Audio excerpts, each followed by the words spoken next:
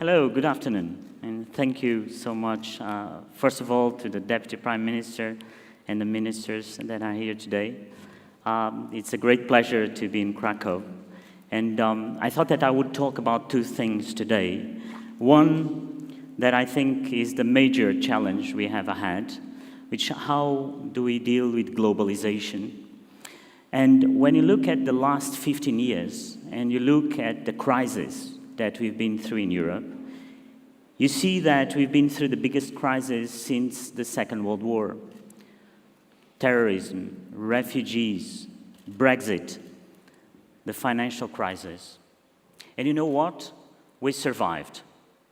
We survived to these crises in a very difficult environment, in an environment where you had to react through the European Union, through the countries, and to decide how to solve all these crises. And when you look at it, people come to me and say, but should we be not doing it at the country level? Why don't we solve these crises at the national level? Actually, the populists and extremists normally tell you that you could do it at that level. And it's very interesting because if you think about sovereignty, and you think about what sovereignty was in the 1600s, Jean Baudin, the French philosopher, defined it as the right to collect taxes, the right to declare war, and the right to print money. But you know, today, sovereignty is not really about that. Sovereignty is about the ability that I have as a government to pay my public servants, to have a proper health system, to have education, to have science. So sovereignty that was a right today is an obligation to others. And all the problems that we have today to solve, you cannot solve it at a country level because they have no borders. Cybersecurity, climate change. Can you do that really at the country level? You can't. You know, the other day I was looking at the pictures of the G7. And in the G7, you have 9 spots at that table of the G7. Of those 9 spots, there are 6 Europeans, 4 countries, plus the President of the European Commission and the President of the European Council. And so the question for Europeans is that, do you want to have a place at the table or not in the future? Because you know what? Even countries like Germany, in 10, 15 years, by 2050, Germany will be the 9th economy in the world, so it's not going to be at the G7. And so it's very interesting to look at a world where populists and extremists want to look back to the countries, but you see that, one, the problems have no borders, and the only way to be in the game is to be at the table. I think that we want to have a place at the table, and that place at the table in the future will be through Europe. But for that, as politicians, we have to, for one and for all, to understand that globalization is not good or bad, is a fact. And what happened in the last 10 years is that a group of politicians bragged about globalization as the best, and others just said it's something that is not working. And it's not one or another. Globalization worked for the very poor. I mean, Branko Milanovic has this chart called the elephant chart, where you see that globalization worked for the very poor. It took more than 1 billion people out of poverty. That's this side of the elephant. But then, a lot of the very rich people got very rich, even richer than they were before. And then there's this part of the elephant chart, which is us. We didn't get better with globalization. We kind of get worse. Most of the Western countries and the Eastern countries got worse with the globalization. So what's going on? And I think that if you think of what's going on, you link it to what we're talking here today. Is that if you look at productivity, that which basically is the only proxy I know for people to feel good or feel bad, you just ask yourself, what happened to productivity? Because if these people are not living as good or as well as their parents, something very wrong went in these 10, 15 years. And I think that when you look at that, and you think about two things. So what's productivity? Productivity is basically innovation plus the ability of trickling down, doing the diffusion of that innovation to all the parts of the economy. And you know, in the last 20 years, I mean, we have been innovating. We have a lot of innovation. What got stuck was the diffusion of that innovation into the economy. The OECD has a fantastic study which shows that the productivity of the frontier firms, the very good firms, it's growing at 3 to 5% a year every year for the last 15 years. But the average firm is stuck.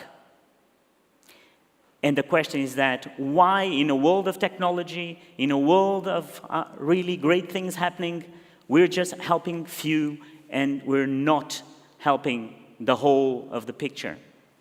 And so Mario Draghi at the ECB, the other day, finally, they were talking about innovation at the European Central Bank. And one of the things that Draghi was saying is that just by unlocking this mechanism of diffusion, you can really change the productivity in Europe. And if you change productivity in Europe, then that's the best weapon we have against populism and extremism. And so the problem is that you have to understand what happened. And if you go to what happened to productivity and why this diffusion is not working, you should, as an economist, to look to the demand side and the supply side. And on the demand side, what you see, which for me I think is quite a good news, but is a reality, is that digitalization is a very small, still part of the economy. Daniel Roderick, a fantastic economist, has looked at the numbers, and basically the only industries that are fully digitalized are ICT and media. So the rest of the economy is still struggling to get into this world of the Internet of Things. But that's good news. We are at the tipping point, that's happening. But on the supply side, we have bigger problems. And I think on the supply side, and I wanted just to make this point today to you. For me, one of the major bottlenecks of the supply side of innovation is that we are getting short of creating disruptive innovation. We're very good at incremental innovation. We're very good at getting products better, but we're not getting better at disruptiveness. And disruptiveness is something that is essential for Europe. And disruptiveness comes from the edges and the intersections of disciplines. And for that, you have to change the way you look at education. You have to create ways that children start by working in different disciplines at a very young age, because that's the only way that you get new ideas. I was so happy to see that my friend Bertrand Piccard is here, because I always tell the story, and I never told it in front of him, so he's going to correct me afterwards. When Bertrand decided to go around the world, and he decided on creating this solar plane, he went into all the aircraft manufacturers. And I think he got a no for everyone. Everyone told him it's going to be too heavy, too big. You're not going to do it, just give up. And at some point he said, no, I'd really want to do it. And so instead of going to aircraft constructors and builders, he went to a boat builder. And the boat builder did it. And I asked Bertrand why, and he said, because the boat builder didn't know it was impossible. And I think that that's the difference in between incremental and disruptive innovation. As disruptive innovation will not come from what you imagine, will not come from the ones that normally do it. And so if you want to disrupt the world, as Bertrand Piccard has done in an amazing way, you have to look for the boat builder, not the aircraft constructor. And that you get if you get it very young. And I think that if I want just to finish by one example, I'll finish by what Finland is doing.